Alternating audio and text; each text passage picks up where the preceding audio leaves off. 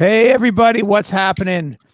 Drummers Education Connection here online once again. We're back on board after a week off. My name's Jeremy Steinkoler. I'm here with my good friends Rick Stojak, Chip Ritter, and Bart Robley.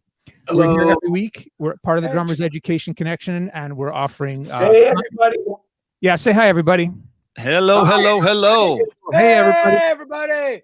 We are here every week broadcasting to you live. We talk about drums and drumming and teaching and all things related to drums and education. And we have interviews every week or frequently. And our special guest this week is none other than Jim Toscano. Welcome, Jim. Thank you, guys. Thanks for having me. Jim, thanks for being here, man. Thank you so much. I've been looking forward to this one for weeks now. Jim is a New York City freelance drummer. He's an educator and a clinician. He's also the author of a book called Filling in the Grooves, which is a terrific book. And he also has a weekly video cast, kind of somewhat similar to what we're doing, called Filling in the Grooves, where he has guests on. They talk about different topics.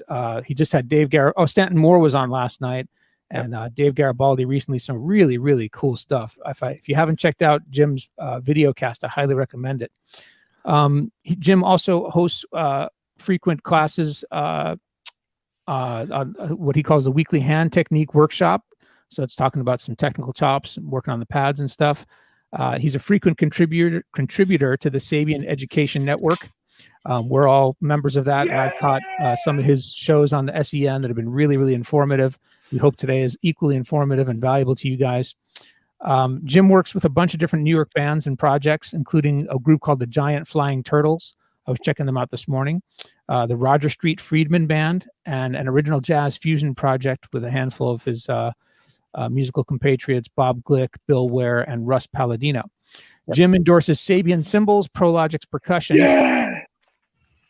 Prologix. Yeah. There's some Prologix pads.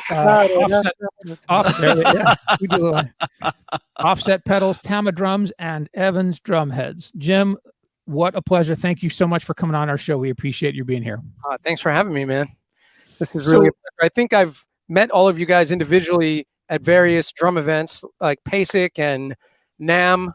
And, you know, everybody's a member of SEN, I think, except, do they let you in, Chip? They let you in with that banner back there? What's up? I'm a fan. I'm a supporter from afar. He's a Sabian appreciator, but a Peisty endorser. There you go. Hey, I like that. I like that. Fair. That's fair. Well said. Well said. So Jim, this year has been really, really eventful for so many of us. It's upended our livelihood. It's changed our whole worlds in terms of what we do professionally, how we earn income, and how we connect with the outside world. I know for you, this has been a year of reinvention. Right. I mean, you've gotten really heavy into the audio visual aspect of teaching lessons online and helping people with their teaching lessons online and video broadcasts like we're doing. So tell us about that. How did this, how'd you come up with the idea for it? I mean, how did you get so far into it? Yeah. So I would say that, you know, early on, studying with Dom Famularo, he kind of planted the seed originally because, as everybody knows, Dom was sort of doing online lessons when it was dial-up, right? He was like one of the first guys to do online lessons. And, you know, I would go out to his place and he was videotaping the lessons. And I was like, man, I got to do that for my students. So it kind of started there at my old house, my old studio, I would record the lessons to a DVD burner. And so every time a student came in, I'd pop the DVD in, and when they left, I'd hand them a DVD, say, see you next week, study your DVD, bring it back, because I could add chapters to it, so we would keep adding chapters to the DVDs. So it started with that. And then I built sort of a multicam setup for that, and I was like, oh, wow, so I'll get a overhead cam and a side cam and a foot cam. And so I was making these multicam videos for students, and that's kind of how it started. And the quality was terrible. I was on like a security switcher that it looked like closed, you know, CCTV footage. It was like, wait a minute, is that guy stealing my snare drum? You know, so it was very rough. And but you know, I was just using the the audio from the cameras. And then I started thinking, wait a minute, there's audio inputs on these cameras. Let me see if I can run my DAW, my rig, into the cameras. And I started doing that. So once I was able to connect my audio to a camera, I was like, man, now I'm getting really good audio on these little videos for like my kids, my students, you know, my adult students. So that's kind of where it started. And then little by little, that led to trying to teach teach online. And then Dom was like, hey man, you're teaching online. I started that. I want to bring my rig up to, where you have yours.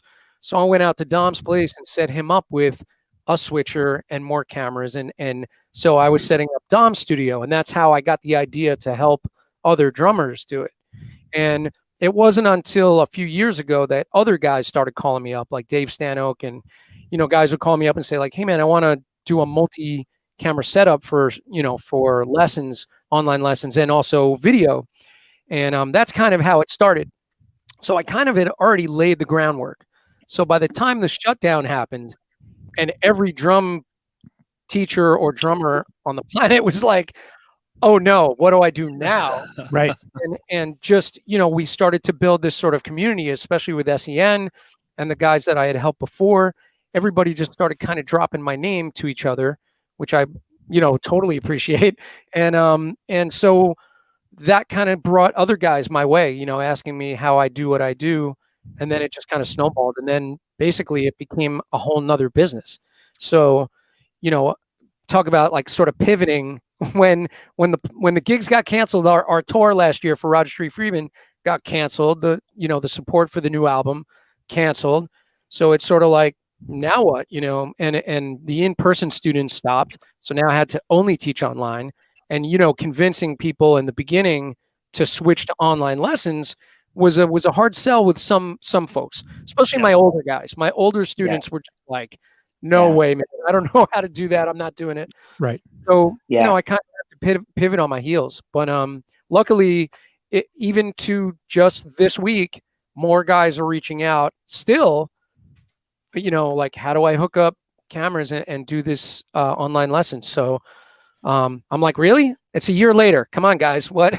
but I'm happy to help everybody, and luckily it continues. So yeah. Well, congrats to you on reinventing and pivoting that way, and making for yourself this part of your business that was successful. But also, thank you for doing that for the drumming community, because so many of us would be in dire straits without your guidance, man. So thank you.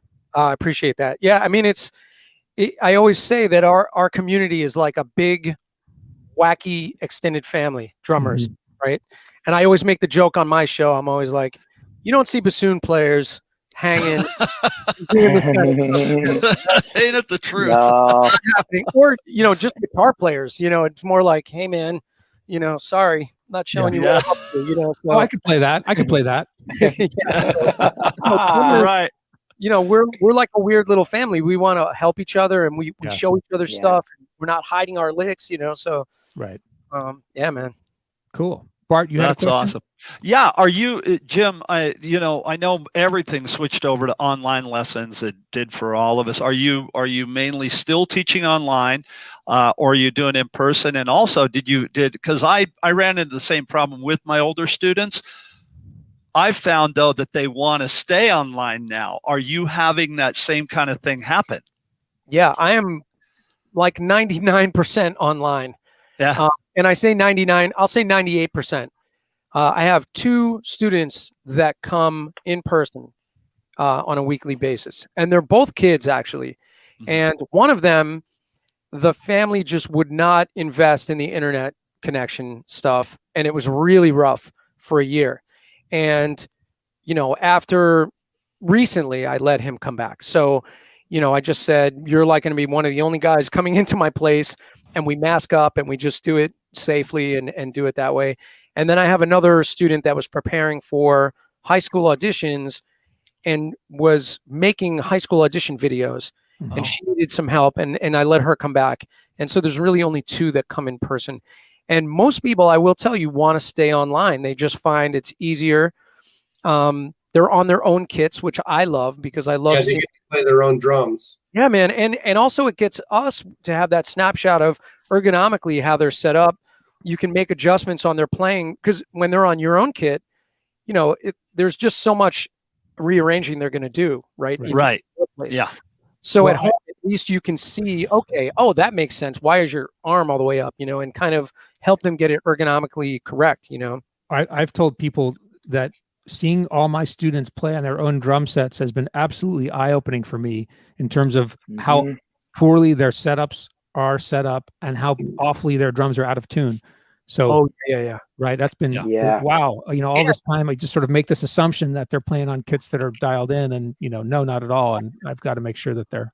And honestly, that's a good point because I did a tuning lesson recently for another student. I've done a few tuning lessons over the last year where I've just said to them, like, how old are your heads? And they're like, Yeah. I think they came with the drums. And I'm Right. like, when did you get your Yeah. 6 years ago? Oh, really? So the heads were never changed. And so I'm like, listen, you got to get some heads. We'll get them tuned up. And I've done tuning lessons online and been able to really teach students how to tune their drums and how to listen and how to really dial it in, So that's been a really, really important thing, I think, having that, hearing their kits and then convincing them to pivot and do what they have to do to get it to the next level. So, Yeah. Hey, Jim, Kevin Stevens said, Jim helped me out early on in the lockdown. He's the man. And Kevin. Jim Royal said, Jim Toscano and the whole D.E.C crew drum up coming from Connecticut. So Jim Royal's in the house watching too. Nice. I love Awesome. Jim Royal. Jim Royal's a great guy. We love Jim and Oh, Kevin. yeah. Those guys. We love those guys. Yeah, Awesome stuff. Jim's a good friend, and he actually did he made this little testimonial about my book. I didn't ask him to do it. He just posted it, and he's been really, really supportive. So thank you, Jim Royal. Let's talk about your book, Filling in the Grooves. Shameless plug. Ready? How did that come about? Tell us the story about how did you when did you say, hey, I got to write a book, or did that come out from a specific need that you saw that could be filled, or? Oh yeah. So as far as the book is concerned, and I have probably on my computer, half a dozen books kind of banked that eventually I want to release. And I shopped various books over the years, and this one, Filling in the Grooves, I looked around and there weren't a lot of books on fills as far as themes and fills as far as function. And so I saw a lot of books where it took one fill idea and maybe just kept reorchestrating it or kept different permutations of the same idea over and over and over. But what I didn't see was a guide to playing fills that was a little more comprehensive, a little bit more theme and motif oriented, and could supply function to a student. So I gave them all kinds of crazy names, and so, I have one called chronic phlemosis. It's like using I have like when things get rough, and it uses roughs. I have ones that are like making an entrance, fills to start songs with. I have one called Filling in the Middle, which approaches playing fills in the middle of the bar so that your backbeats are still intact. So I tried to do things that were sort of going to give direction and function to a student. And I had been collecting drum fills basically that I was coming up with or writing or influenced by or just copied, from my playing and learning days.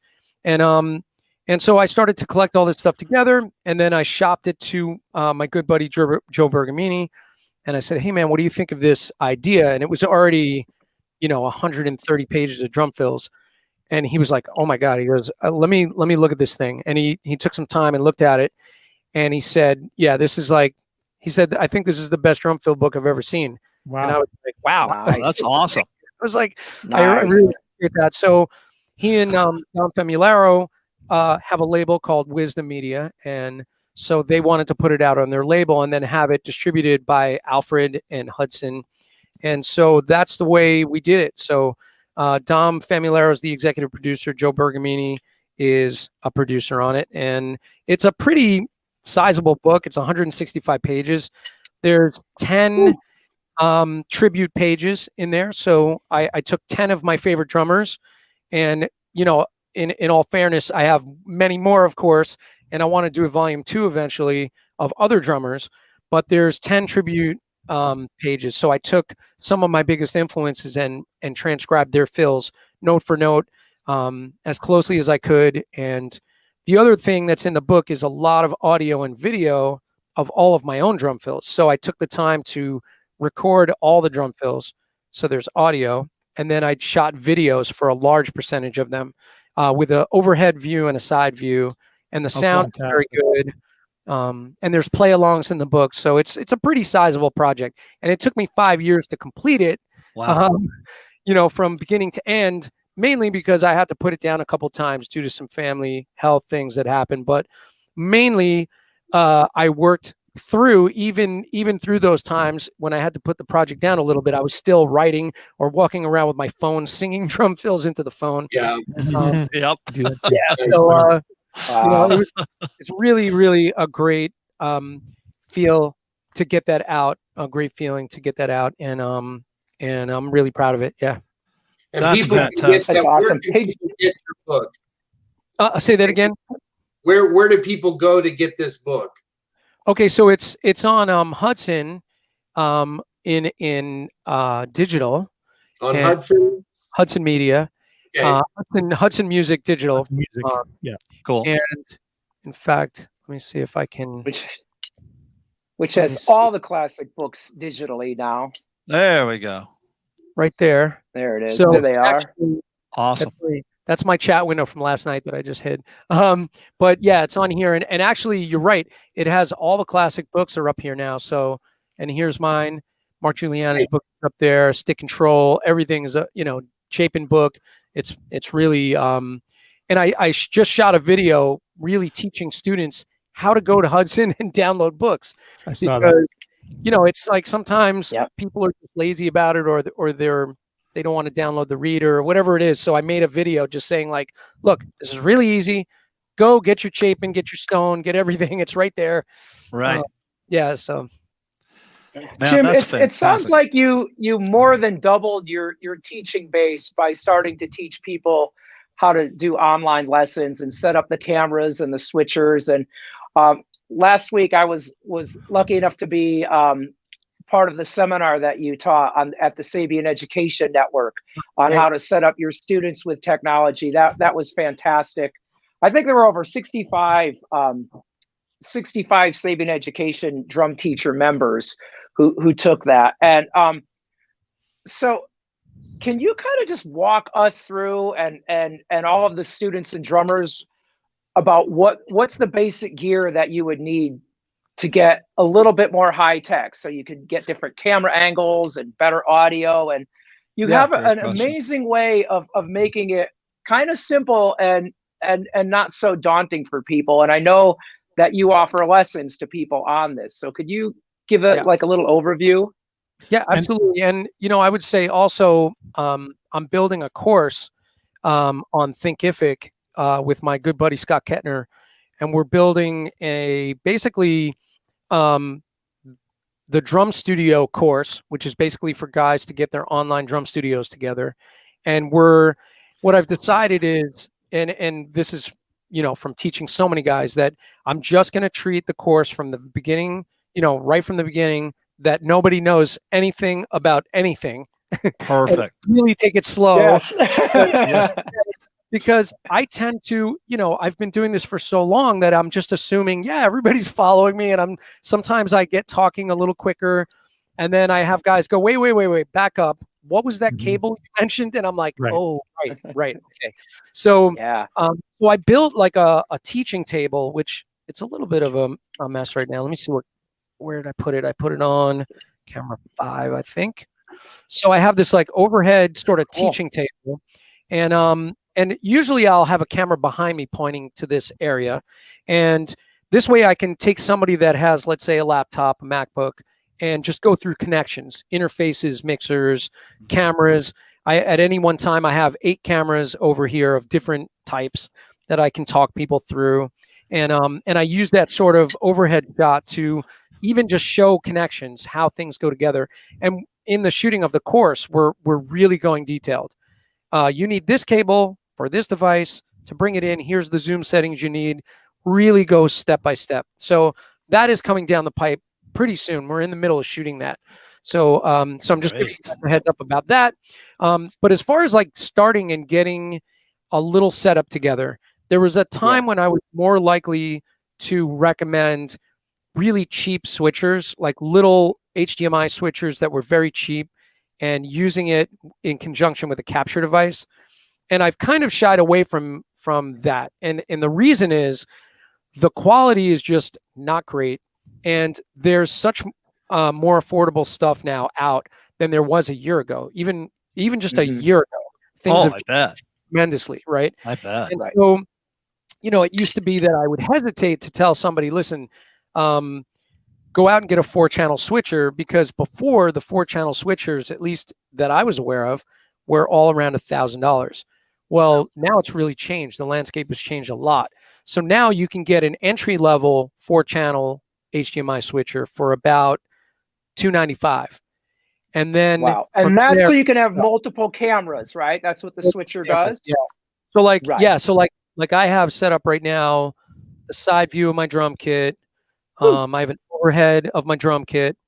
I think I have a foot cam set up right now. Foot cam. Yeah, there you go. Then my overhead from my desk, my computer, you know, everything's on the switcher. So, and I'm running a channel switcher. So I have 8 channels of video coming in. But, you know, you can get a 4-channel version of the switcher that I have. The entry level one is $295. But what I tell people is, if this is your main business and you really want to be serious about multi-cameras, go a little bit more. It's $595, and you could get an 810 Mini Pro 4-channel switcher, which these little switchers are amazing. You have 4 HDMI sources you can plug in, so 4 different cameras, and you can actually run your audio in through the switcher as well and sync it there, which is always an issue for people trying to get that audio and video synced. And so I have a lot of ways to do that. And of course, you can do webcams and just switch in Zoom. If you're teaching and you have 2 webcams, you can switch between webcams in Zoom. That's a viable way to do it. That's what I do. If you're looking to go to that next sort of level of, you know, maybe GoPros or Zoom Q2Ns, or like you're going up to like HDMI type cameras, then there's a lot of options out there. I mean, obviously I'm using, like, if you see my foot cam, that was that 5? 4. So my foot cam is a Zoom Q2N. Okay. The one at the side of my drum kit is about 5 times the price. And the one that I'm looking at right here is about a lot more. So, you know, the quality, it really comes from the camera. And what, you know, I always tell people, like, GoPros are a great viable way to go, where it's not that expensive. You have to invest a little bit. I always point people to the GoPro Hero 7s, which are 3 generations behind on the GoPro line, but they work really well. You can get them around $250 new. Or if you look, you know, you can find them reconditioned or used for maybe $150. So that's cool. So there are definitely ways to go with that stuff. Apart from webcams. And I got the question yesterday if you can have a switcher for webcams. And at the moment, not that I know of, not that's affordable. So if you're switching webcams, you're doing that inside of Zoom. Unless you're using something like OBS, open broadcast software, which is free, you can bring in multiple sources. But if you're doing Zoom, you know, you're kind of at the mercy of the software, right? So and that's why using a switcher on the front end, Zoom just sees my 8-channel switcher as one webcam, right? So when you just switch back and forth going into one input then. Okay. So Jim, let me get this straight. So you basically, for sort of a basic setup, you're looking at multiple cameras, however many you get, wherever you position them, going into a switcher that goes into the computer, and your audio unless you buy the upgraded switcher, your audio you're syncing up through your DAW on your computer to match with the video. Is that right? Different ways to do it. So what I do is I have what I should have left my my other camera over here. I was going to show you my audio desk, but like on my audio desk, I have 3 different interfaces. So all of those interfaces can run into the switcher, but they can also run side by side to my switcher. Now, for some folks, if you're on an older computer that the processor is not that fast, you may have issues trying to run audio parallel to your video, meaning you bring in your interface separately and your switcher separately. And what happens is the video is always going to be there last. The audio is going to get there first. And so depending on your processor speed, the video might get there really late. And then if that happens, you're completely out of sync, where you'll hit a drum and it'll be move, bap. I mean, bap. Oh. Right? You'll hear it. And okay. So so right. there are issues with syncing. And so what my recommendation is, if somebody's starting from scratch and they have a little bit of a budget, I say get a Mac Mini, M1 chip Mac Mini, the new one, 16 gigs of RAM, and that computer starts at like $12.99 with 16 gigs of RAM, which is pretty cheap compared to, let's say, a MacBook Pro with 64 gigs of RAM. It's a lot cheaper, but it's because of the M1 chip, the new chip system that Apple is producing. It's very, very fast. And so it's a tiny little computer with a lot of bang for your buck. So I would say, a really ultimate setup would be a Mac Mini, an ATEM Mini switcher for your cameras, a couple of various cameras, right? Whether you do GoPros or Zoom cams or DSLRs like I have. And then a small interface, or if you're going to mic your whole kit, like a Focusrite 18i20 interface, brings 8 channels of audio in, right into Zoom. And then basically, look at it right there. Basically, you'll have 8 channels of audio, 4 cameras, and a fast computer. And unless your internet is terrible, it's going to work great. Nice. However, internet connection is key, and being on Ethernet is key. So, I don't have any Wi-Fi running in this room. I'm on Ethernet all the time. So, and it depends on the platform too. I've found some streaming platforms just don't like my rig.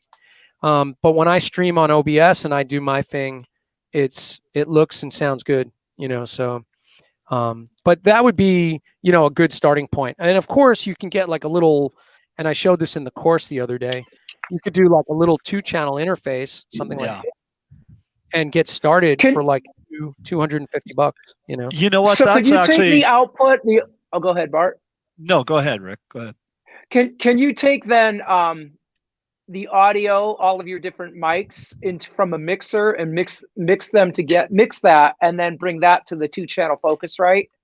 Yeah, so yeah. You don't have to have a huge Focusrite. Okay. What I tell people, a lot of times guys will have like little regular analog mixers like this, right?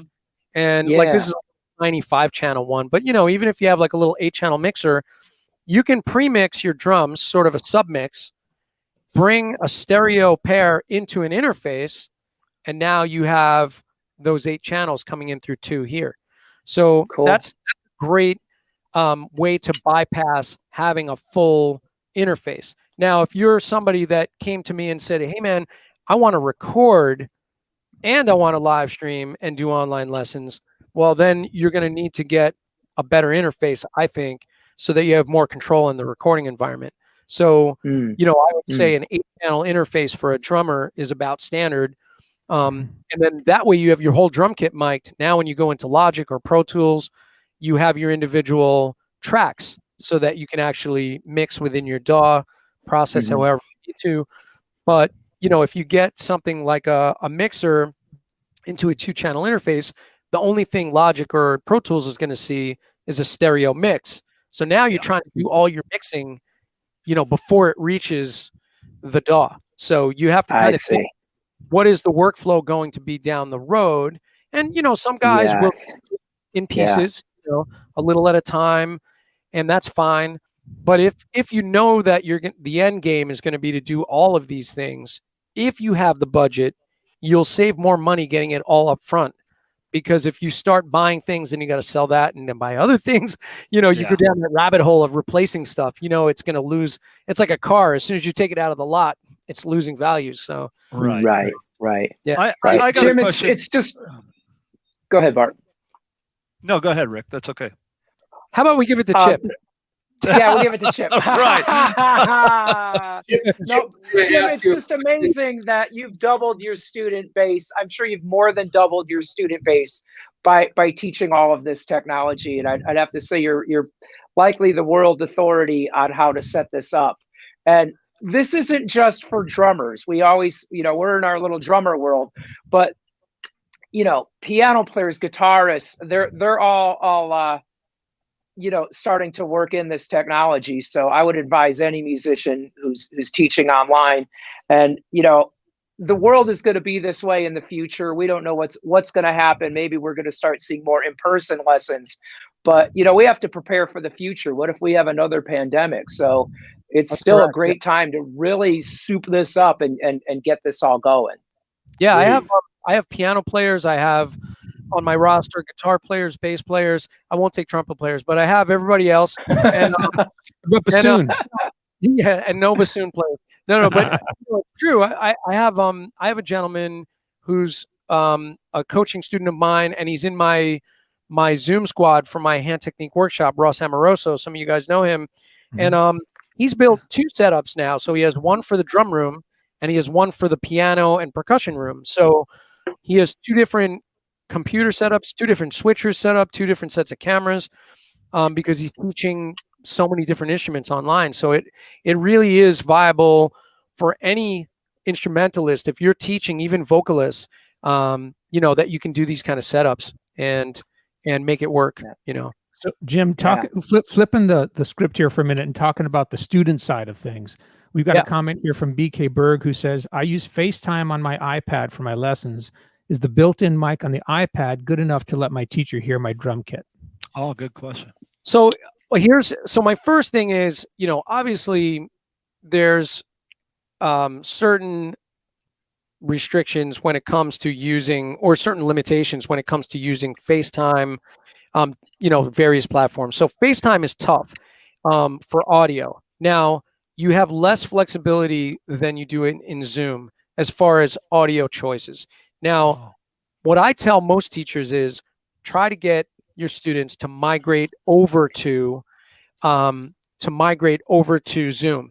And because you just have better audio choices on Zoom, you can, and for iPad, I put a blog post up and I talked about this the other day in the SEN class that we taught, that there's basically, you can get the pro audio settings that we use for our interfaces and stuff on Mac Pros and Mac Minis and MacBooks. You can get that on iPad now. So my suggestion is migrate over to Zoom first. Try not to use FaceTime whenever possible. And you can download Zoom client app right on the iPad. And in the Zoom website, you can turn on the ability to use what's called original sound. And I did a demonstration of this in the class the other day. When original sound is turned off, what happens is as soon as somebody hits even a practice pad, it squashes the sound and you can't hear your student. So my answer to you, BK, is migrate over to Zoom from FaceTime. FaceTime is just too limiting. And you'll have a better experience. Your teacher will have a way better experience if both of you move on to Zoom platform. And that's my recommendation. Yeah. We got another question this one's from Kevin Stevens, our good friend. Are you using Loopback or something similar to route the audio into the Mac? Yeah, I abandoned LaudioCast, Loopback, all those plugins. I stopped using all that stuff pretty early on this last year. And the reason is, you can do it. I would rather route audio with cables, hard routing stuff. And the reason is, if those apps decide to just get wanky on you while you're working, all of a sudden your sound goes out in the middle of a lesson. And And I found that loop back, it would, 1 week it would be working great. The next week it wouldn't. I'd reinstall it, or there was an update. Then I'd have to reset everything, and it's virtual cables. And I was like, why use virtual cables when you can actually take cables and just connect everything? So my feeling is get an interface that is proven to work with these platforms, like the Focusrite stuff and some of the PreSonus stuff. But I'm actually talking with PreSonus about getting a unit in here that I can use for testing, just so I can teach people about it. But I use the Focusrite stuff, and I know that it works, and I know their software backwards and forwards, and it always works. Pretty much. I never really have an issue with it. And so really that's my answer is hardwire everything whenever possible, Right on. Hey, Jim, we have a question from Barry Nagel. He said, I'd like to know what is a basic 3-camera setup with a switcher for lessons and making videos. Basic and is there a switcher that can switch cameras on an auto setting? Thank you so much. Yeah, so there is a way to do an auto setting. The thing is this, if you think about it, so like I used to use the Roland switcher, right? So like this guy over here, and this switcher, which was my original switcher, and I was still using this a year ago, is a 4-channel video switcher, like with a T-bar. You can actually go from one camera to the other, and it has a BPM setting in it, and you could set it on a BPM count to change cameras. Oh, cool. However, it's kind of cool, but the thing that's weird about it is then it's switching in sequence over and over and over and over. So it would be like, going like if I was to go like 1, 2, 3, 4, 1, 2, 3, 4, 1, 2, 3, 4, 1, 2, 3, 4, 1, 2, 3, 4, 1, 2, 3. It's just kind of crazy looking to have it switching that way. Yeah. So I prefer to have the switcher by my drum kit. So like over at my drums, I have a big monitor on the wall. I have the software for the switcher, which I'll show you on, what was that, camera 6? Let me see. So this is the software for the switcher. So actually, like, you can see me in real time. Let me turn on my little cursor effects so you can see you can see this mouse, right? So, so like cam 1, cam 2. So I'm switching right on the switcher.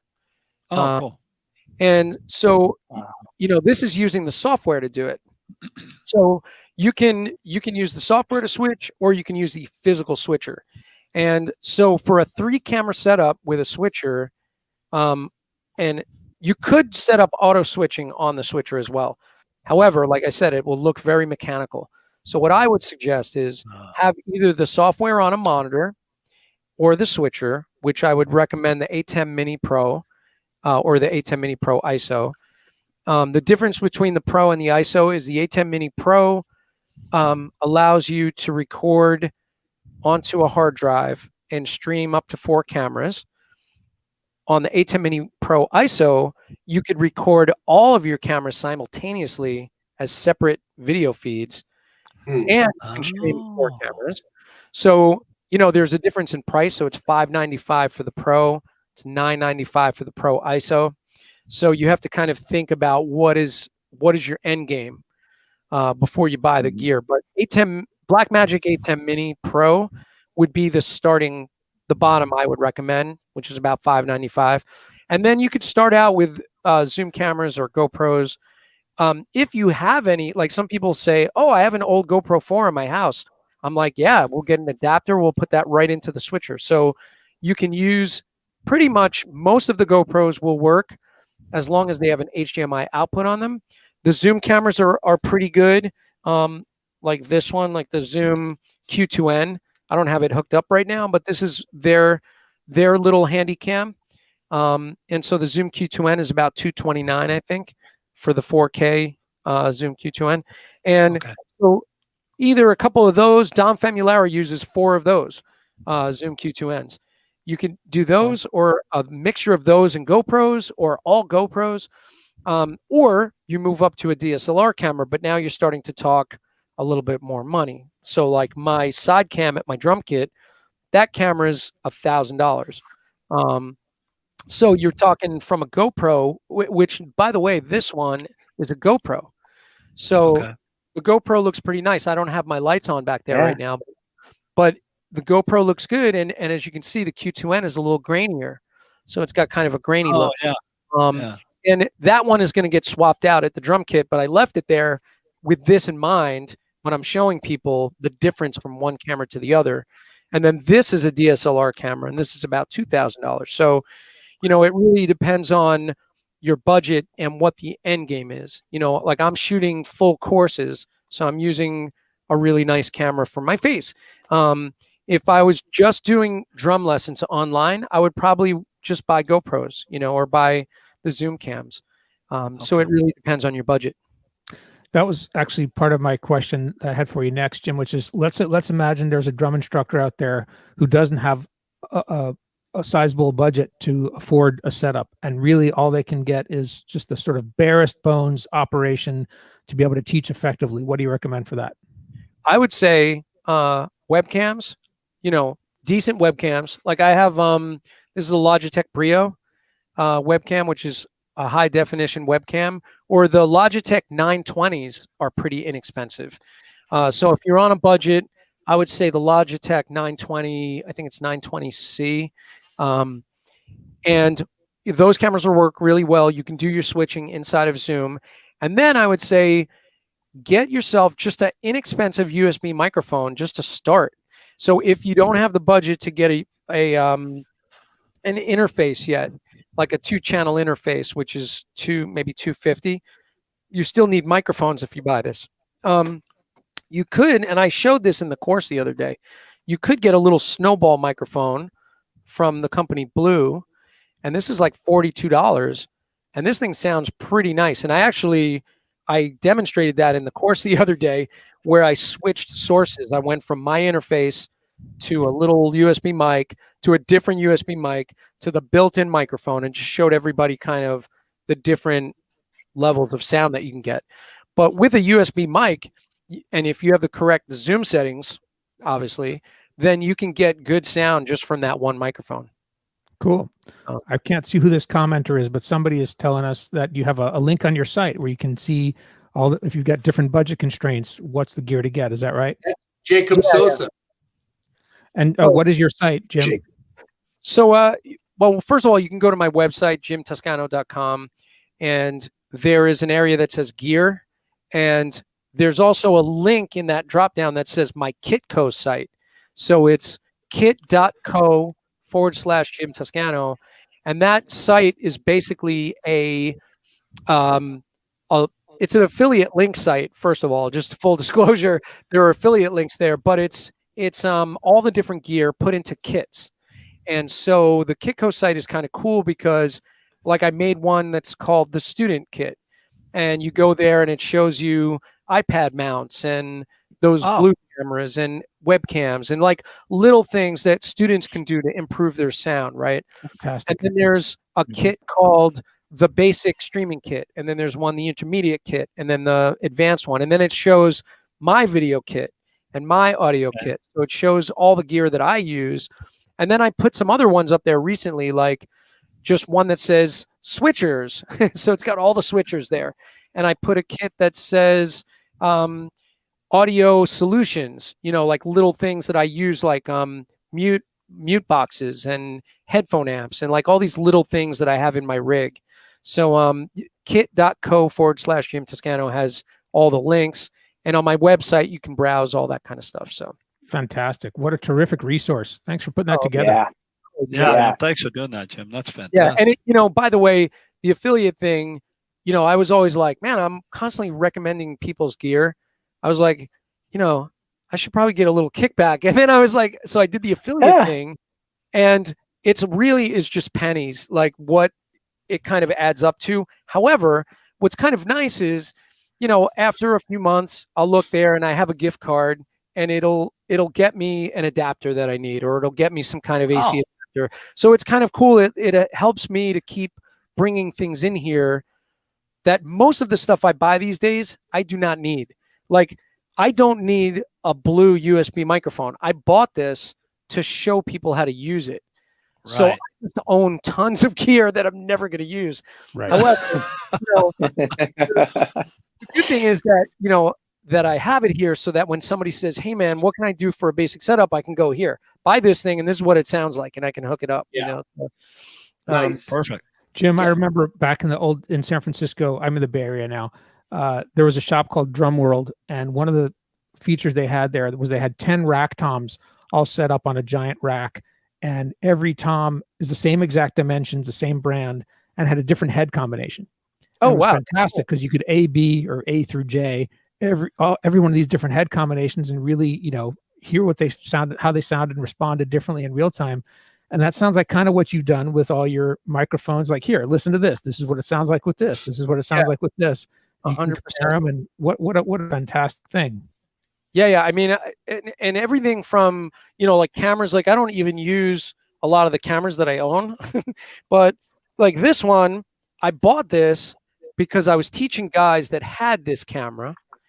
And I was like, man, if I don't have this is the Zoom Q8, and Dave Weckl was using these when I was setting him up. And I was like, man, I should have this in my studio so I can emulate what Weckl's doing to bring his sound in at that time anyway. So I bought this, and, I have a relationship with Zoom, but I still have to pay for the stuff. From some of the companies, I get nice little perks, but it's, I'm still buying everything. So, so I do get everything in here really for the purpose of, helping my coaching guys come in and like emulate their setups. So I got a call last night from somebody that was going to do a particular setup. And I was like, oh, I happen to have that stuff. I'll set it up just like your rig. And then we can talk each other, I can talk you through it. So that's kind of the purpose. Jim, Have you? I'm sorry. Go ahead, Jeremy. Jim, has this afforded you the opportunity to connect with some of your drumming heroes that you didn't know before, but because you're now the go-to guy there, then you start having these friendships and connections, and has it enriched your life in this way? Oh, totally. I mean, I've, like Stanton Moore, for instance, I met him back in 2009 for the first time. And so I've kind of known him through just drum festivals and chatting, or being at the Cigar Bar in Indianapolis at PASIC and hanging out, and, kind of met guys that way over the years, but never hanging out. Like Stan and I were basically getting together on a daily basis, working on his rig. And so, we've become really good friends, I think. And he came on my live stream last night, and it was just like two guys just hanging out and, having a conversation. So it's been really fun to get to know a lot of these guys even better. And David Garibaldi was always one of my drum heroes. And now he's calling me up going like, hey man, my camera's not working. What am I supposed to do? And, so we would have all these chats, but then, after we do all the tech work, we would just hang out and talk drums. So I've certainly got to know my drum heroes through this year. And David Garibaldi was just on my show, and we had a great conversation. And Dave Weckl's going to come on the show in the summer. He's building his new studio right now. So he's kind of in between, spaces for, he's using a space right now for his live streams, but he wants to wait till his new studio is built. So he's going to come on the show, and I've gotten to spend a lot of time with Dave Weckl, and he was one of my heroes, man. When I was in college, when I first heard him, I was like, oh my God, who is this guy? And then I got to see him play in the city all the time in these little clubs, and sit next to him and watch him play. And now, I'm calling him up going like, hey man, you want to check out this switcher? It's like a funny thing. I watched the Garibaldi one the other night, and it was cool when he was it's like, hey, do you mind if I play a little bit? And you're like, no man, go ahead. That was you have to ask. That was great. I mean, I have go ahead. I have a question for you, Jim. It's maybe a self-serving, a little bit of personal question. I'm using this drum set right here that I'm sitting at. I have it hooked up to two different rigs. I have it up to the computer that we're talking on now, and then I have it hooked up to my Mac for recording.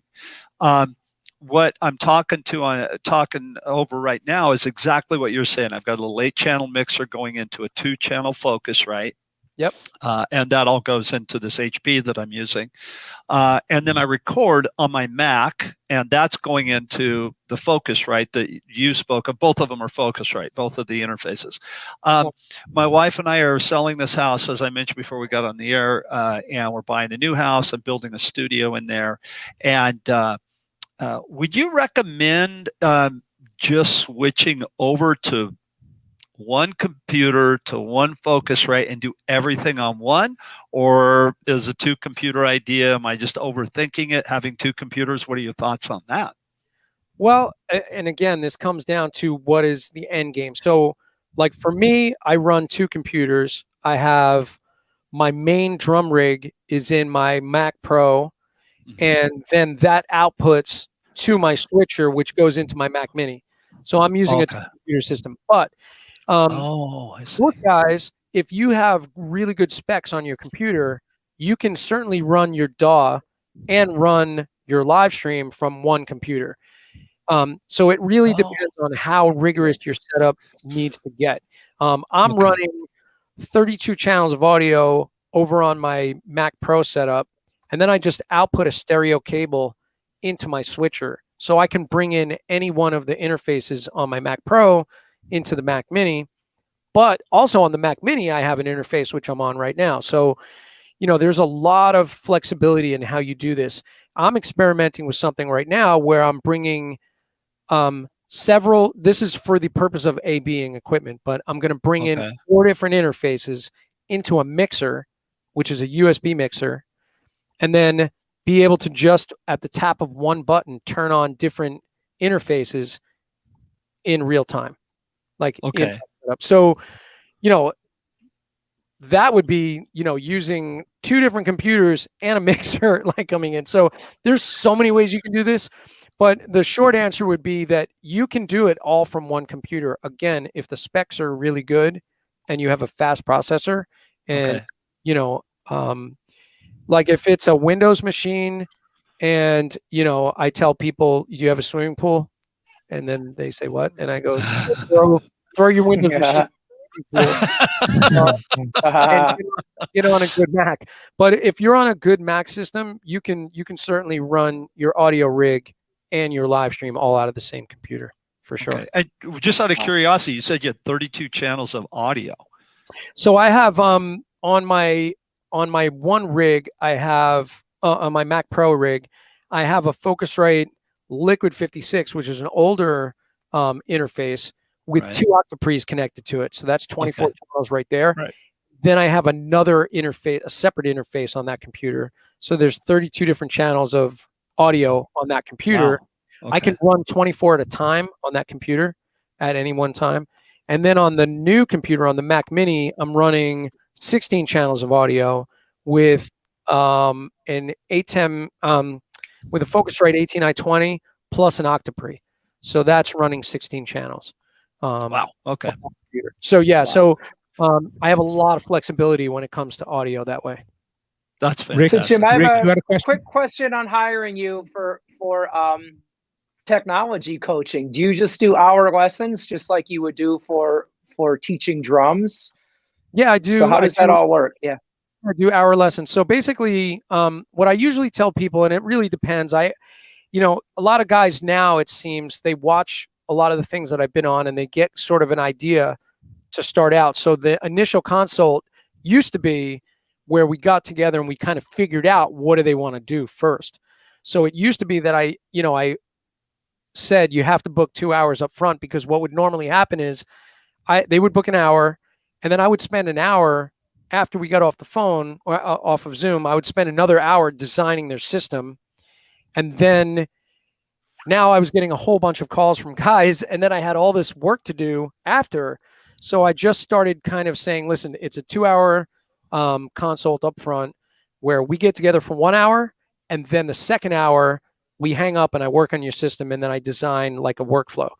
But it seems like these days, most guys are like, I already have the gear. I just need to know how to set it up. Right. So most guys, if they're at that point, I'm just like, no problem, just book an hour and we'll get together. And a lot of guys will realize we'll get together, we'll do the initial setup, we get it working, and then they'll realize, oh, I want to learn about OBS, and then they'll book a session to do OBS, or they'll, want to learn the basics of Logic. So I'll do a Logic session, or Sibelius, any of these programs that us drummers are using, so. Right.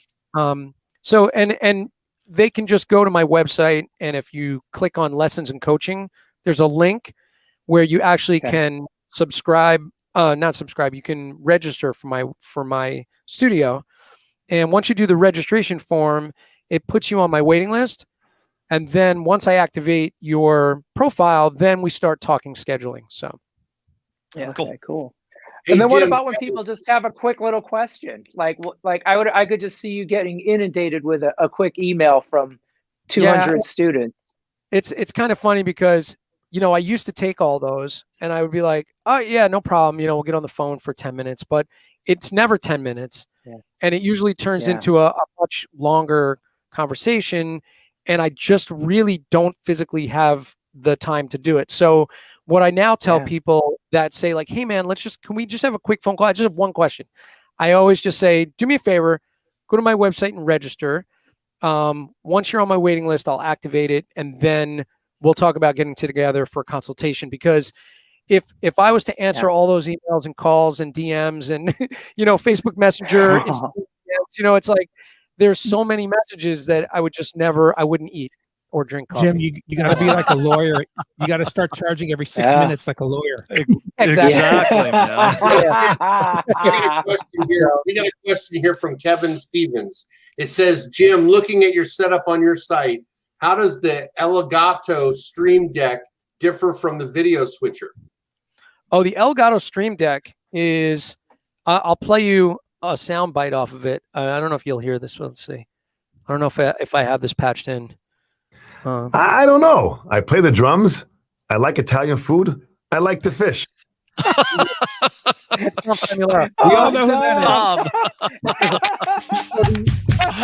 The Elgato Stream Deck. Pretty funny, right? The Elgato Stream Deck is a piece of hardware that is a USB. Think of the Elgato Stream Deck as a remote control for your computer.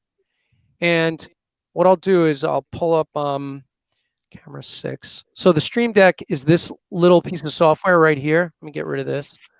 And you can see there's a bunch of buttons here, right? And this is the virtual version of it. But you can, like, this is my little sound bite window. And you can basically, it's basically a remote control. So I have this 15 button switcher sitting on my desktop. If I click any of these buttons, it opens these programs, right? So while I'm streaming, if I want to pull up iTunes, I just click here and it'll open up iTunes. If I want to open up a book or iBooks or a browser, I can pull up all these different things here. And then it's in levels. So if I go to the OBS one, over here, it has all my scenes that I use in OBS. Which are, basically my starting screen, my little movie that I play in the beginning. And so I can open OBS and then get to my scenes there. I can open YouTube. I can start streaming. I can go live. I can bring up the ATEM software. And I also built a soundboard. So, I mean, the Stream Deck is kind of, if you think of it as a programmable remote that can open up a browser source, anything. You can put a link in there. It'll open the link. So it's kind of a one-stop shopping for everything on your computer. It's pretty cool. That's awesome, man. That's so cool. Right really on. Hey, Jim, we were talking about earlier before we went on that you've got some gigs coming up that you're going to be playing. Can you tell us some about that? So, the dates are getting kind of ironed out right now. Last year, with Roger Street Friedman, we put out a new album called Rise, and we recorded the record. Larry Campbell, guitar producer and amazing guitar player that played with Lee Von Helm and Bob Dylan. He produced the album and played all of the guitars on the album, as well as like fiddle and pedal steel and mandolin and all this stuff.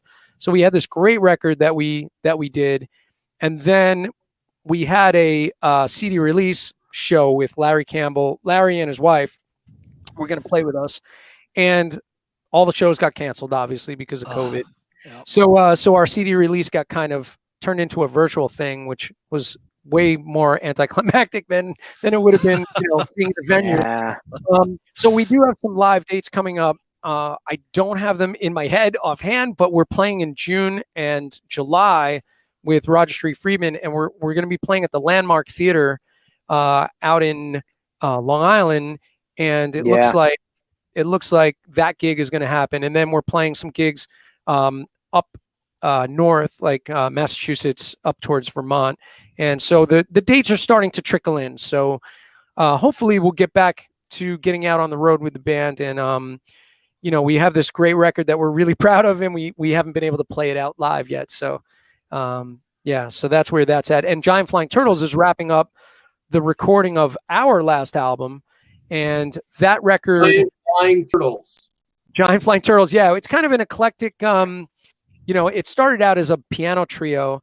Our piano player Johnny Young is a very talented blind piano player, and we had an upright bass player and drums, and we went out as a piano trio playing very swingy kind of stuff and trio music. And then we added a electric guitar and brought in all this progressive influence. So now it's this mashup of swingy, two-stepping, fast, two-beat stuff, and all this weird progressive stuff with tons of time changes. And it's really an interesting band. So we're wrapping up the new record, and the new record, I would say, is nothing like the old records. It's really, really different, a little heavier, actually, and very kind of long compositions, but it's going to be really fun. Right on. Great, Cool. man. That's fantastic. Yeah. Cool. Hey, Bart, we got a head to give away, don't we?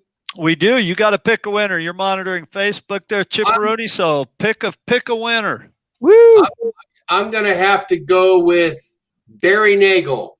All right. Right, Barry. Barry won a drum head. Awesome. He's gonna get a 14-inch Aquarium Focus X.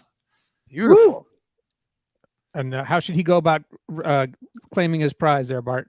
Go ahead and DM your information to us and your address and stuff like that. I'll get it to Chris Brady and we'll get it out to you. Nice. Yep. Yeah, Thank we'd you like very to much. thank Aquarian Yeah. for sponsoring our show and giving us a drum head to give away each week. We love those guys at Aquarian. Thank you, guys. Bart, who do we have coming on next week? Mitch Marine, my good friend from Dwight Yoakam's band. He is he's going to be our guest next week, and we're going to have a blast talking to him about him and his career and everything that he's done. An amazing drummer, and just a super cool guy. So we're looking forward to having him on next week. So Great. Mitch will be on with us, talking to us. All right. Well, Jim, is there anything else you wanted to say before we go? No, I think we've pretty much covered everything. If our listeners want to check out what I do Monday nights, I'm doing at 7 p.m. every Monday night on Eastern Daylight Time. I'm streaming on Facebook and YouTube and Twitch at 7 p.m. Eastern on Mondays with interviews and shows about drum technique. So we have all kinds of different shows. And then Thursday nights, I do a hand technique workshop where grab a pad, come and play along with us. I put up a PDF while we're doing it, and you just follow along with the routines. And if you subscribe to my mailing list, I send you a PDF of all the routines, which is 80 pages of practice pad exercises and a lot of stuff that is kind of related to playing in different rates and, kind of taking ideas and morphing them for the drum set. So it's a lot of fun. Do join us if you're interested. And That's thank cool. all you guys for having me today, man.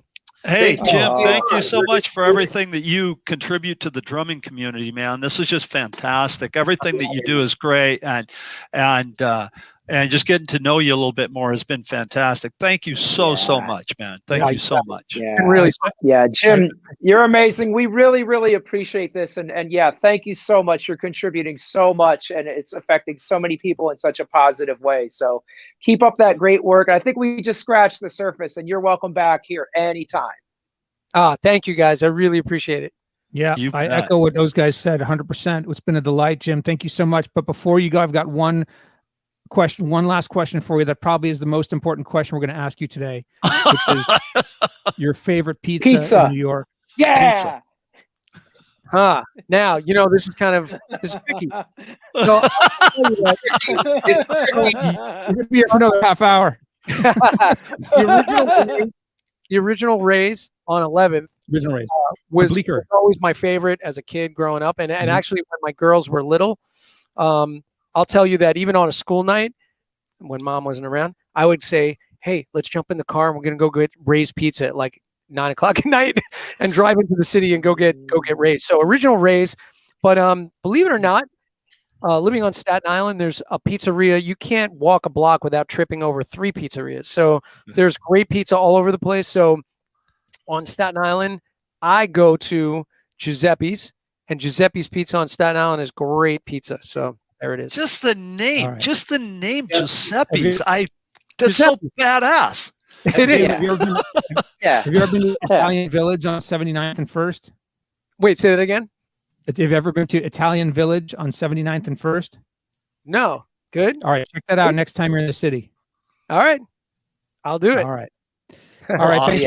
Thanks for being a guest, and we'll see you guys all next week. Thanks, everybody. Thanks, everybody. Thanks, everybody. Jim. Thanks, Jim. Awesome. See ya.